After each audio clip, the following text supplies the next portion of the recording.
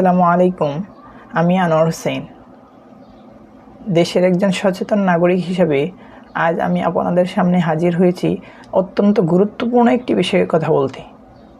আপনারা জানেন, আগামী 12ই ফেব্রুয়ারি অনুষ্ঠিত হতে যাচ্ছে ত্রয়োদশ জাতীয় সংসদ নির্বাচন।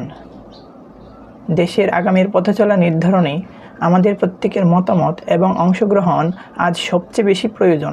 এই নির্বাচনের পাশাপাশি অনুষ্ঠিত হবে জুলাই জাতীয় সনদ বাস্তবায়নের ঐতিহাসিক গণভোট। তাই আমি বিশ্বাস করি, একটি সুন্দর ও সমৃদ্ধ বাংলাদেশ গড়তে জনগণের সরাসরি অংশগ্রহণ থাকা জরুরি। তাই আমি ব্যক্তিগতভাবে এই গণভোটে হ্যাঁ ভোটের পক্ষে আমার অবস্থান ব্যক্ত করছি। আসুন আমরা সবাই মিলে 12ই ফেব্রুয়ারি কেন্দ্রে যাই এবং আমাদের ভোটাধিকার প্রয়োগ করি দেশের জন্য, আমাদের অধিকারের জন্য এবং আমাদের সোনালী ভবিষ্যতের জন্য। Please vote yes, yes and yes.